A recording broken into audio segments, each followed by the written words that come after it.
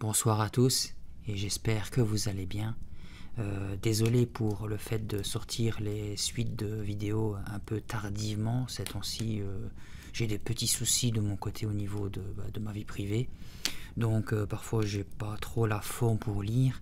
Je n'ai pas encore fait ce que je vous avais dit, c'est-à-dire de lire l'entièreté d'une histoire et après le faire en plusieurs morceaux. Comme ça j'étais tranquille, je pouvais toutes les poster en plusieurs dimanches, et au moins en cas de difficulté de mon côté pour lire, au moins ça n'était pas grave parce que les vidéos étaient déjà sorties. Je crois que je vais le faire à partir du prochain livre, pas la colo de la peur mais le 11e tome, je sais pas c'est quoi le titre. Donc en parlant du livre, rappelez-vous, Tom et Igor voulaient faire les petits malins en allant dans la cabane interdite, et Colin et Axel ont entendu des cris terrifiants venant de la forêt. Donc c'était Tom qui revenait sans Igor, qui avait été apparemment attrapé par un monstre, et Tom qui paniquait parce que on sait jamais que le monstre était derrière lui. Au moment où je tourne cette vidéo, on est déjà mardi. C'est 2 jours plus tard que normalement la vidéo que je vous promets normalement le dimanche. Donc ici il me reste 11 chapitres à lire. Je verrai combien de temps ça va me prendre de lire, parce que j'ai peut-être envie de vous faire en 2 vidéos mais courtes, c'est-à-dire la poster pour demain maximum et dimanche. Ou alors, si on a de la chance et que la vidéo n'est pas trop longue, je vous le ferai en une seule fois. Par contre, j'ai aussi remarqué dans les commentaires de ma vidéo blabla où je vous explique un petit peu ma vie, quelques-uns parmi vous ont apprécié le fait que je mette des entre guillemets bêtisiers de mes gaffes et des voitures qui passent, comment je me plains. Je sais pas si vous avez lu mon commentaire, mais si jamais ça vous intéresse, dans ma chaîne principale, je suis déguisé en Père Noël sur la miniature. J'ai fait les bêtisiers de mes 2 chaînes, donc la principale et celle ASMR, où il se passe tout et n'importe quoi dans celle-ci. Donc je vous invite à aller la checker si ça vous plaît. Et par rapport aux commentaires que vous m'avez laissés par rapport à ça, je compte dorénavant à la fin de chaque livre, donc pas vidéo, pas à la fin de chaque vidéo, à la fin de chaque livre, quand je dis mon ressenti et ce que j'ai pensé du livre et tout ça, vous laissez justement un petit bêtisier des vidéos qui sont concentrés sur ce tome. Donc par exemple, si j'arrive à tout lire pour cette vidéo, à la fin de celle-ci, je vous mettrai tous les bêtisiers. Si je le fais en 2 vidéos, ça sera à la fin de la 2e vidéo. Donc on va commencer sans plus tarder la lecture. J'espère que ça vous plaira. Je vais essayer dorénavant aussi, parce que j'avais fait un petit check-up de mes anciennes vidéos, quand j'avais fait ma vidéo blabla. Je remarque que de la manière que je lisais dans ma toute première vidéo, ça faisait un peu plus ASMR, je trouve, un peu plus relaxante. Je sais pas comment j'ai fait pour trouver cette ambiance, pourtant on devrait la voir. C'est peut-être moi qui parle un peu trop fort, c'est peut-être moi qui parle un peu trop vite. Je vais essayer dorénavant, enfin je vais essayer dans cette vidéo de parler plus distinctement et plus à la cool. Donc c'est parti avec Tom qui a la peur de sa vie. Les jambes de Tom se dérobèrent et il s'affaissa comme une poupée de chiffon. Je le saisis par les épaules et le tirai dans le bungalow. Colin claqua la porte derrière nous. Tom revint lentement à lui, respirant par petites bouffées oppressées. Tous les 3 nous restions figés, l'oreille tendue. Du dehors ne venait plus que le silence. Pas un bruit dans le camp, pas un mouvement. On n'entendait que le souffle saccadé de Tom et les battements de mon propre cœur. Soudain, le hurlement de bête s'éleva encore, d'abord faible et lointain, puis tout proche, comme si le vent l'avait porté jusqu'à nous. Parcouru par un frisson, je murmurai. « C'est lui, c'est ce sabre !»« Ne le laissez pas me prendre !» hurla Tom, couvrant frénétiquement son visage de ses mains. Il se laissa tomber sur ses genoux, se balançant d'avant en arrière, répétant comme une incantation. « Ne le laissez pas me prendre, ne le laissez pas !» Je cherchais des yeux Colin, qui s'était appuyé contre le mur, le plus loin possible de la fenêtre. « Il faut trouver des recs, dis-je, il faut aller chercher de l'aide. »« Mais comment ?» fit Colin d'une voix blanche. « Ne le laissez pas me prendre, » gémissait Tom, recroquevillé sur lui-même. Il a eu Igor. La peur me tordit brutalement l'estomac. Alors tout cela n'était pas un cauchemar? Igor avait vraiment été mis en pièces par une créature innommable? J'avais encore ses cris dans l'oreille. Des cris à vous glacer le sang. Personne d'autre ne les avait donc entendus? Aucun autre campeur? Aucun moniteur? Je tendais l'oreille, guettant des bruits de pas, des appels, une rumeur. Mais je ne percevais que le chuchotis des feuilles agitées par le vent. Colin aidait Tom à s'allonger sur sa couchette. « Où peut bien être Derek ?» demanda-t-il. Pour une fois, ses yeux n'étaient pas dissimulés derrière ses éternelles lunettes et je pus lire clairement la peur dans son regard. « Où sont-ils tous ?» repris-je, marchant nerveusement d'un bout à l'autre du bungalow. « Où est oncle Hal? Où sont les moniteurs? Ce n'est pas possible qu'ils n'aient rien entendu. Personne ne bouge. Personne ne s'inquiète de nous. » Tom se redressa brusquement, le regard fixe, les yeux exorbités. « Le monstre! Il est là! Il est derrière la fenêtre !» Terrifié, je tournai vivement la tête. Mais au dehors, il n'y avait que la nuit, trouée de pâles étoiles, et pas d'autre bruit que la crécelle ininterrompue des grillons. Pauvre Tom. Il était dans un tel état de frayeur qu'il voyait des monstres partout. Colin m'aida à lui retirer ses chaussures et à l'allonger sur sa couchette. Il fallut le recouvrir de 3 couvertures pour qu'il cesse enfin de trembler. On avait bien envie d'aller chercher Derek ou n'importe qui d'autre, mais ni Colin ni moi n'avions le courage de nous aventurer seuls dans l'obscurité. Aucun de nous 3 ne ferma l'œil de la nuit. Le camp tout entier était plongé dans le silence. Derek ne se montra pas. Juste avant l'aube, je sombrai finalement dans un étrange sommeil peuplé de cauchemars. Il me fallait courir de toutes mes forces pour échapper à je ne sais quelle horreur, et mes jambes refusaient de me porter. Je m'éveillai soudain en sursaut, découvrant Colin penché au-dessus de moi, qui me secouait énergiquement. « C'est l'heure du petit déjeuner, dit-il. Dépêche-toi, on va être en retard. » Je m'assis, tentant de reprendre mes esprits. « Où est Derek ?» demandai-je. « Il n'a pas dormi ici, » répondit Colin en désignant la couchette vide, impeccablement bordée. « Il faut le trouver. Il faut lui raconter ce qui s'est passé, » cria Tom qui partait déjà en courant, sans même prendre le temps de lasser ses chaussures. Je l'ai suivi, titubant et mal réveillé. C'était un petit matin gris et froid. Le soleil tentait difficilement de percer à travers une épaisse couche de nuages. À mi-chemin, je tournai avec crainte les yeux vers la cabane interdite, ne sachant trop si j'espérais ou non découvrir une trace de ce qui était arrivé cette nuit. Mais je ne vis rien. Aucun signe de lutte, pas la moindre flaque de sang, rien. L'herbe, haute et droite, semblait même n'avoir jamais été foulée à cet endroit. Colin, qui avait suivi mon regard, murmura.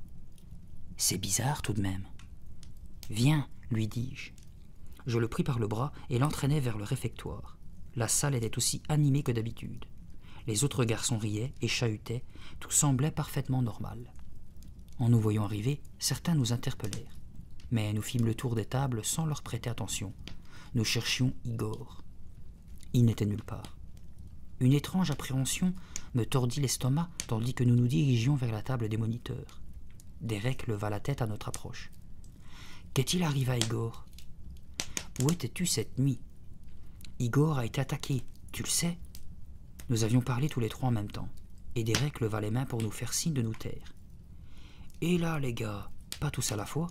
De quoi parlez-vous exactement ?»« Nous parlons d'Igor, » cria Tom, hors de lui. Une créature a bondi sur lui et... Derek interrogea du regard les autres moniteurs qui semblaient être aussi étonnés que lui. « Une créature ? Quel genre de créature ? » « Un monstre a attaqué Igor, » cria Tom. « Puis il m'a poursuivi et... »« Mais de quoi parles-tu, Tom ?» Se tournant vers un grand costaud assis près de lui, un moniteur qui s'appelait Alban, il demanda. « Tu as entendu quelque chose, toi ?» Alban secoua la tête. « Cet Igor, c'est un garçon de ton groupe ?»« Non, fit Alban. Il n'est pas de mon groupe. Je ne sais même pas qui c'est. »« Mais Derek ?» insista Tom. Derek l'interrompit. « Il n'y a eu aucun rapport sur quoi que ce soit d'anormal cette nuit, dit-il. Si un campeur avait été attaqué par un ours, nous le saurions. D'ailleurs, ajouta Alban, nous n'avons rien entendu. Pas de cris, pas d'appel au secours, rien. Moi, j'ai entendu des cris, dis-je. Nous avons entendu des cris tous les deux, renchérit Colin. Et nous avons vu Tom revenir en courant, complètement terrorisé. Alors pourquoi personne d'autre n'a rien entendu ? S'étonna Derek.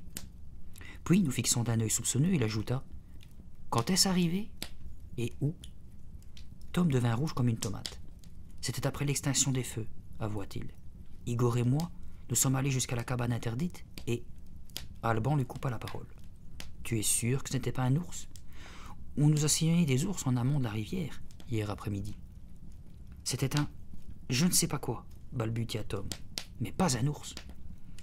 On vous avait pourtant bien interdit d'être dehors après l'extinction des feux, rappela sévèrement Derek. Mais tu ne m'écoutes pas, cria Tom furieux. Je te dis qu'Igor a été attaqué. Cette chose a bondi sur lui et... On aurait entendu, dit Alban en secouant la tête. Évidemment, approuva Derek. Nous, les moniteurs, nous étions tous ici. Si quelqu'un avait crié au milieu de la nuit, on l'aurait forcément entendu. Mais, Derek, criai-je, tu n'as qu'à vérifier. Igor n'est pas là ce matin. Il n'est nulle part. Tom ne raconte pas d'histoire. Quelque chose est vraiment arrivé. D'accord, soupira Derek, levant les mains en signe d'apaisement. Je vais faire mon enquête auprès d'oncle Hal, d'accord? Alors fais vite, supplia Tom. S'il te plaît. J'irai voir oncle Hal après le petit déjeuner, promit Derek. Je vous rejoindrai ensuite à la rivière pour vous dire ce qu'il en est. Après le petit déjeuner? Gémit Tom. Mais Derek? Je demanderai tout à l'heure à oncle Hal, reprit Derek d'une voix ferme. Si quelque chose est arrivé cette nuit, il le saura. Derek se remit à manger tranquillement, grommelant entre deux bouchées. À mon avis, vous avez fait un cauchemar ou quelque chose comme ça. Tom semblait sur le point d'exploser. Ce n'était pas un cauchemar, hurla-t-il. Tu te fiches de nous ou quoi? Autour des tables, derrière nous, les autres garçons s'étaient arrêtés de manger et nous fixaient, étonnés. Je tirai Tom par la manche pour l'entraîner vers notre banc, mais il voulut absolument refaire le tour complet des tables, répétant « Igor n'est pas là, il ne peut pas être là, je le sais. » Effectivement, il n'y avait pas de trace d'Igor. Le soleil réussit enfin à percer les nuages comme nous arrivions au bord de la rivière pour la baignade. Le vent était encore frais. J'accrochai ma serviette à un buisson et avançai prudemment vers l'eau verte qui courait avec un léger clapotis. « Elle n'a pas l'air super chaude ce matin, dis-je à Colin. Moi, soupira-t-il, je n'ai qu'une envie, c'est de retourner à la baraque et faire un bon somme. Il ne souffrait plus de son coup à la tête, mais notre nuit agitée sans sommeil l'avait épuisé. Quelques garçons avaient déjà sauté à l'eau et joué à s'éclabousser en criant que c'était glacé. « Derek n'est pas encore là ?» demanda Tom. Ses cheveux roux étaient tout emmêlés et des cernes sombres se creusaient sous ses yeux. « Mais qu'est-ce qu'il fait ?» gémit Colin. « Il nous a pourtant promis de nous rejoindre ici. »« Je suis là !» Je sursautai en entendant la voix de Derek juste derrière moi. Il avait jailli des buissons comme un diable de sa boîte portant un grand sac vert et blanc aux couleurs du camp. « Alors ?» interrogea avidement Tom. « Qu'est-ce qu'il a dit, oncle Hal? On a retrouvé Igor ?» Derek nous fixait d'un air étrangement grave. « Oncle Hal et moi, dit-il, nous avons passé au peigne fin les alentours de la cabane interdite. Il n'y avait aucune trace de lutte ou de quoi que ce soit. »« Mais il a eu Igor !» cria Tom. « J'en suis sûr, je l'ai vu. » Derek secoua la tête. « Encore une chose, ajouta-t-il doucement. Après cela, oncle Hal et moi nous sommes allés au bureau. Nous avons soigneusement vérifié la liste des campeurs. Il n'y a personne ici qui se prénomme Igor. Personne. » Tom poussa une exclamation et resta bouche bée. Tous les trois nous fixions Derek, incrédules, digérant lentement les sens de ses paroles. « C'est sûrement une erreur, » reprit enfin Tom d'une voix mal assurée. « Vous avez mal vérifié. »« Il n'y a jamais eu d'Igor ici, » affirma Derek sans manifester la moindre émotion. « Tu ne vas tout de même pas nous faire avaler ça, » s'écria Tom. Mais Derek s'avançait tranquillement vers la rivière. Sans même se retourner, il nous lança. « Qu'est-ce que vous diriez d'un petit plongeon matinal, les gars ?» J'étais complètement estomaqué. Courant derrière lui, je l'interpellai. « Mais enfin, que s'est-il passé cette nuit? Tu dois bien savoir quelque chose, toi. » Derek haussa les épaules. « Je ne sais vraiment pas quoi penser. Je crois bien que vous avez inventé cette histoire pour vous payer ma tête. »« Quoi ?» explosa Tom. « Alors tu crois que c'est une blague, c'est ça ?»« Laissez tomber, les gars, soupira Derek. Allons plutôt nager un peu, d'accord ?» Tom ouvrit la bouche pour ajouter quelque chose, mais Derek était parti au pas de course. Nous le vîmes plonger la tête la première dans l'eau froide et s'éloigner du rivage dans un crawl impeccable. « Pas question que je me baigne, grogna Tom. Je rentre au bungalow. » Le visage rouge, le menton tremblant, il semblait sur le point de fondre en larmes. Je le regardais faire demi-tour et partir en courant, coupant droit à travers les buissons. « Hé, attends-moi » cria Colin en s'élançant derrière lui. Je restais là, indécis. J'aurais bien suivi Tom, moi aussi, mais j'avais le sentiment de ne rien pouvoir faire pour lui. Peut-être un bon bain froid me remettrait les idées en place. Je contemplais un moment les autres garçons qui s'éclaboussaient et chahutaient en poussant des cris. J'entendais Derek discuter avec un autre moniteur. Il parlait d'une course à organiser et n'arrivait pas à se mettre d'accord sur la nage imposée. Tout paraissait si simple, si normal. Mais ce n'était qu'une apparence. Des questions bouillonnaient dans ma tête. Pourquoi tous ces événements bizarres? Pourquoi avais-je eu cet obscur sentiment de malaise dès notre arrivée? Pourquoi avais-je si peur maintenant? Et surtout, pourquoi les autres campeurs paraissaient-ils ne rien remarquer? Je secouai la tête, incapable de répondre à aucune de ces questions. Décidément, me dis-je, j'ai besoin d'un bain froid. Mais au moment où je faisais un pas vers la rive, quelqu'un jaillit des buissons, juste derrière mon dos, et me saisit par le bras. Je voulus crier, mais une main vigoureuse se plaqua contre ma bouche, m'imposant brutalement le silence. Pris par surprise, je perdis l'équilibre et m'écroulai au milieu des buissons. Si c'est une blague, pensai-je, elle n'est pas drôle. Comme je me débattais de toutes mes forces, la main qui me fermait la bouche me lâcha enfin. Repoussant les feuillages qui m'aveuglaient, je réussis à faire face à mon assaillant. « Vera ?»« Chut !» fit-elle, un doigt sur la bouche. Puis elle chuchota. « Viens, rampons derrière ces buissons, sinon on va nous voir. » Je la suivis sans discuter. Elle portait un maillot bleu mouillé. Je remarquai que ses cheveux étaient aussi mouillés et gouttaient le long de ses épaules nues. Quand nous fûmes bien dissimulés derrière les feuilles, je chuchotai. « Vera, qu'est-ce que tu fais là ?» Avant qu'elle puisse répondre, une autre silhouette en maillot de bain nous rejoignit sans bruit.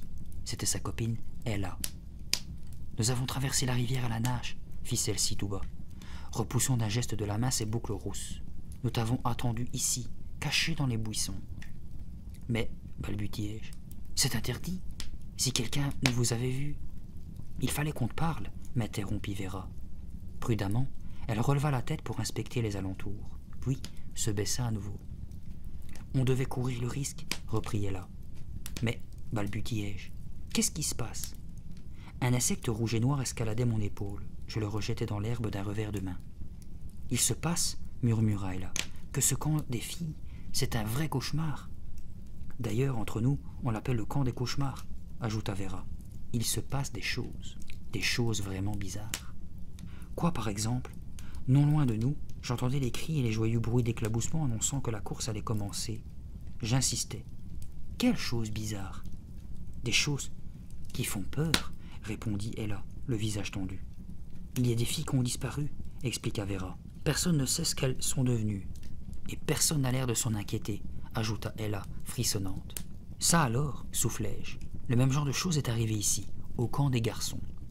Vous vous souvenez de Mick? Elle fit oui de la tête. Eh bien, Mick a disparu. On a enlevé ses affaires et lui, on ne l'a pas revu. C'est incroyable, murmura Ella. Chez nous, 3 filles ont disparu. On nous a dit que l'une d'elles avait été attaquée par un ours, ajouta Vera. Et les 2 autres, demandai-je. Parties, répondit Vera. C'est tout ce qu'on nous a dit. Derrière nous, on entendait des exclamations et des coups de sifflet. La course était finie. Une deuxième semblait sur le point de commencer. Le soleil était maintenant caché par de gros nuages et l'ombre envahissait les buissons. Je racontai rapidement aux 2 filles l'aventure de Tom et Igor à la cabane interdite et la mystérieuse disparition d'Igor. Elles m'écoutaient en silence. « Il faut faire quelque chose, » murmura enfin Vera. « Il faut faire quelque chose ensemble, les filles et les garçons, » dit Ella avec conviction. « Il faut s'organiser. »« Tu veux dire nous échapper ?» demandai-je. Je n'étais pas bien sûr d'avoir compris. Elles approuvèrent de la tête.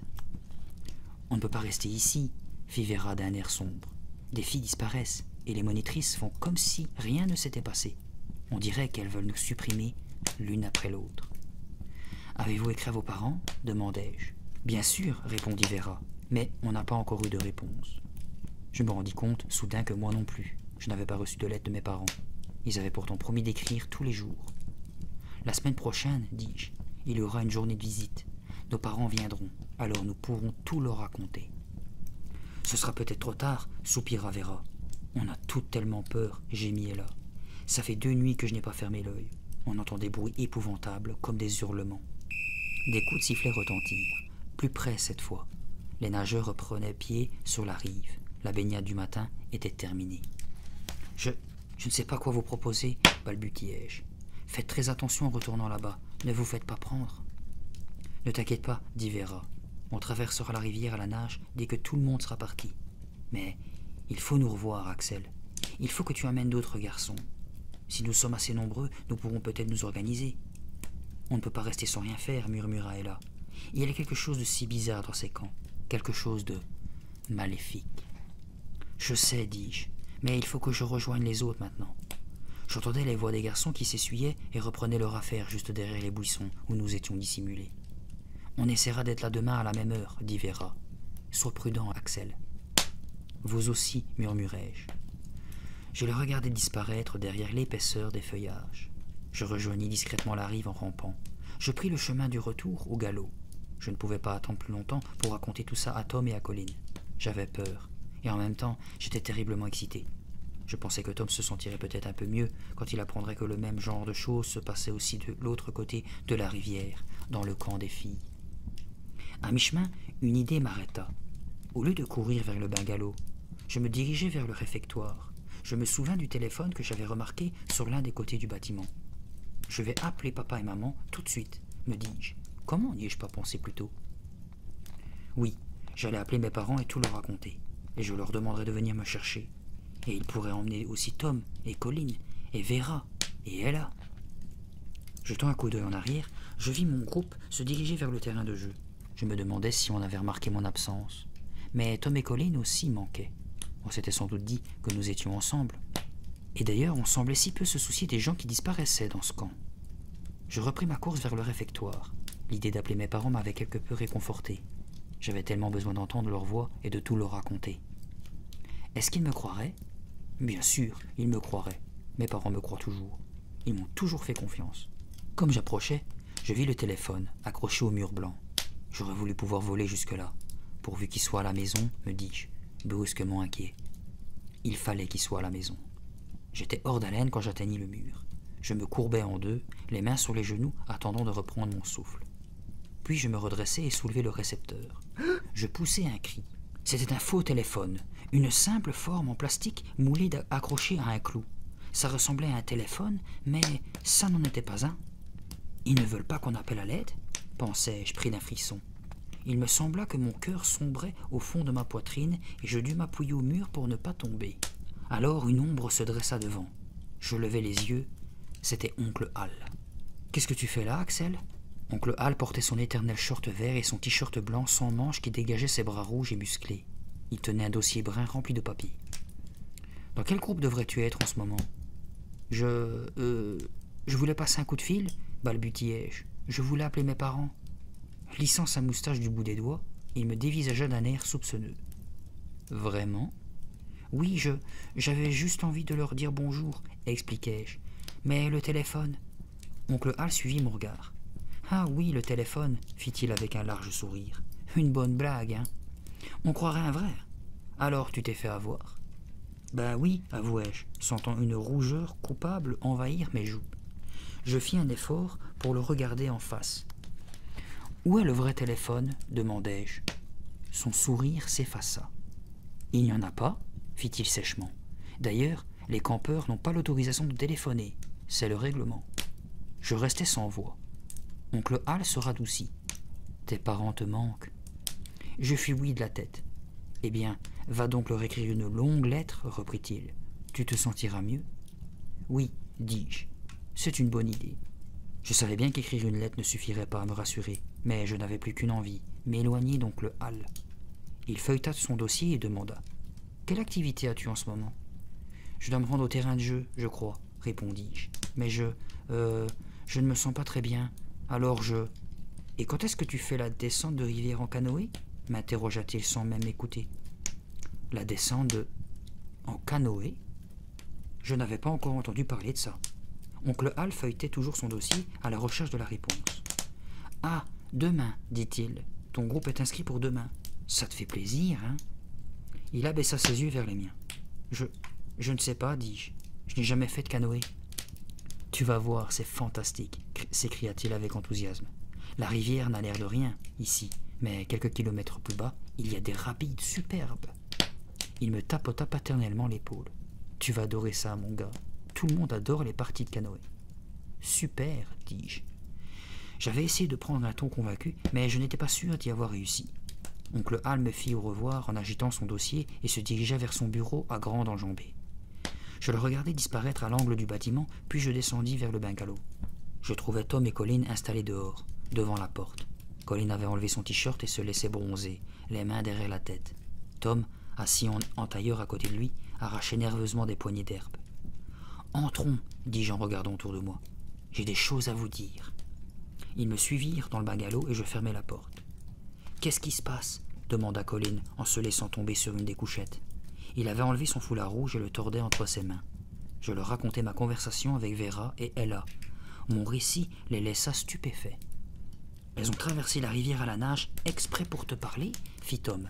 « Oui, elles pensent que nous devons tout faire pour nous échapper. »« Heureusement qu'elles ne se sont pas fait prendre, » soupira Tom. « Elles seraient dans une drôle de panade. »« Nous sommes tous dans une drôle de panade, » repris-je. « Il faut qu'on s'en aille de là. »« Dans une semaine, » murmura Colin, pensif. « C'est le jour des visites. »« Je vais écrire à mes parents tout de suite, » m'écriai-je, tirant de dessous ma couchette le sac où je gardais mes stylos et mon papier à lettres. « Je vais leur dire que je veux absolument repartir à la maison ce jour-là. »« Je vais faire la même chose, » dit Tom, qui tambourinait nerveusement du bout des doigts sur le rebord de sa couchette. « Moi aussi, » déclara Colin. « C'est trop. Je veux dire, ce n'est pas normal ce qui se passe ici. » Vera et Ella avaient vraiment peur, dis-je. « Moi aussi j'ai peur, » murmura Tom. Je m'assis en tailleur au milieu du lit et commençai à écrire. « Cher papa et maman, venez vite me chercher, je suis en danger ici. » Je levai mon stylo et demandai. « Dites les gars, on vous a parlé de la descente des rivières en canoë prévue pour demain ?» Ils me regardèrent, visiblement surpris. « Eh ben, » s'exclama Colin, « une marche de 10 km cet après-midi et demain une partie de canoë? On va être frais. » Ce fut mon tour d'être surpris. « Une marche? Quelle marche? »« On ne t'a pas prévenu ?» demanda Tom. « C'est Franck, tu sais ce grand moniteur, celui qui porte toujours une casquette jaune, » expliqua Colin. « Il est venu nous dire qu'on partait pour une marche de 10 km tout de suite après le déjeuner. »« Personne ne m'a rien dit, » murmurai-je en mâchonnant le bout de mon stylo. « Peut-être que tu n'étais pas dans ce groupe-là, » fit Tom. « Tu n'as qu'à demander à Franck tout à l'heure, » suggéra Colin. « Peut-être qu'il ne t'a pas trouvé, mais que tu fais quand même partie du groupe. »« J'ai beau temps qu'il ne me trouve pas, » grommelai-je. « Une marche de 10 km, par cette chaleur ?» Colin haussa les épaules. Franck a dit que ce serait super. Il ne cessait de nouer et dénouer son foulard rouge. Je n'ai qu'une envie, dis-je, c'est de partir d'ici. Je me concentrai sur ma lettre, cherchant les mots justes pour décrire à mes parents les étranges événements survenus depuis notre arrivée, pour leur dire ma peur, pour les convaincre de venir me chercher et de m'emmener loin du camp de la pleine lune. J'en étais à la terrible nuit où Tom et Igor avaient décidé d'explorer la cabane interdite, quand Derek fit irruption dans le bungalow. « Eh bien, mes gars, on s'en fait pas, » s'exclama-t-il. « Vous faites une compétition de sieste ?»« On souffle un peu, » dit Tom.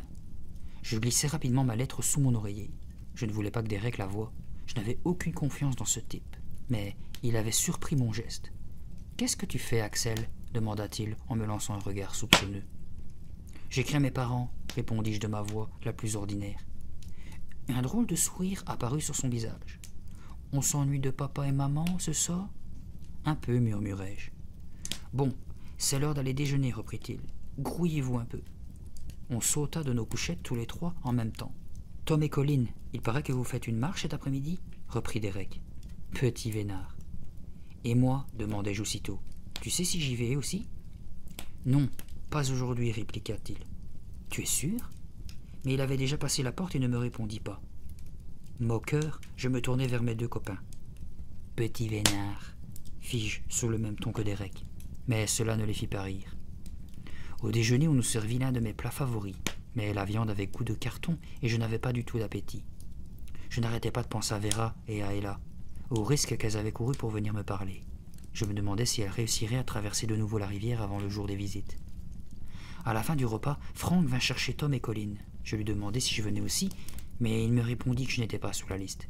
« Je ne peux emmener que 2 garçons à la fois, » m'expliqua-t-il. « C'est une marche en montagne, tu comprends, et il y a des passages difficiles. »« Des passages difficiles ?» s'écria Tom en se levant brusquement. Franck eut un large sourire. « T'es un petit gars costaud, Tom. T'en fais pas. Tout se passera bien. » Je le regardais sortir du réfectoire tous les trois. Notre table était presque vide à présent. Les uns et les autres partaient pour leurs différentes activités. Je repoussai mon plateau et me levai à mon tour. Je voulais retourner tout de suite au bungalow pour finir ma lettre. Mais je n'avais pas fait 3 pas qu'une main s'abattit sur mon épaule. Je me retournai, c'était Derek. « Tournoi de tennis ?» dit-il. « Quoi ? Axel, tu défends les couloirs du bungalow 4. Tu n'as pas regardé le tableau d'activité ?»« Mais, protestai-je, je suis nul au tennis. »« Tout le monde compte sur toi, répliqua Derek. Va chercher une raquette et rapplique sur le court, on commence dans 10 minutes. » Je passai donc l'après-midi à jouer au tennis. Au début, je réussis à battre un jeune garçon qui était encore plus nul que moi. Tout le reste du temps, je me fis battre à plate couture. À la fin de la journée, j'étais rompu de fatigue. J'allais me rafraîchir un peu, puis je retournai au bungalow pour me changer et finir ma lettre. L'heure du dîner approchait, et Tom et Colin n'étaient toujours pas rentrés. Un peu plus tard, je sortis et me dirigeai vers le bureau d'accueil pour déposer ma lettre. Des garçons revenaient de leur activité, couraient vers le bungalow pour se changer. Mais nulle part je n'aperçus mes 2 compagnons. La porte du bureau était grande ouverte. J'y entrai. Habituellement, une secrétaire se trouvait là pour nous accueillir et prendre notre courrier. Mais là, le bureau était dans l'ombre et paraissait vide. « Il y a quelqu'un ?» demandai-je. Personne ne répondit. Désemparé, je restais là, mon enveloppe à la main. Alors je remarquai un sac de toile par terre, au fond du bureau. Le sac de la poste. Je décidai de glisser ma lettre dedans. Je défis la ficelle qui le fermait et le sac s'ouvrit brusquement. Une masse de lettres glissa sur le plancher. Je les ramassai pour les remettre dans le sac quand mon regard s'accrocha à un nom sur une enveloppe. C'était une de mes lettres, celle que j'avais écrite à mes parents le soir de notre arrivée. « Qu'est-ce que ça veut dire ?» murmurai-je. Ouvrant le sac en grand, je déversai sur le sol une partie de son contenu et le fouillai hâtivement. Je trouvai une lettre de Colin, puis ma 2e lettre, celle de la veille. Un frisson glacé courut entre mes épaules. Toutes nos lettres, les lettres que nous avions écrites, étaient là, dans ce sac. Elles n'avaient pas été envoyées. Nos parents étaient sans nouvelles de nous. Ils ne savaient rien, ils ne pouvaient rien savoir. Les mains tremblantes, je ramassai les lettres et les enfournai à nouveau dans le sac. Que se passe-t-il donc ici? Qu'est-ce que c'est que ce camp? Que veulent-ils faire de nous?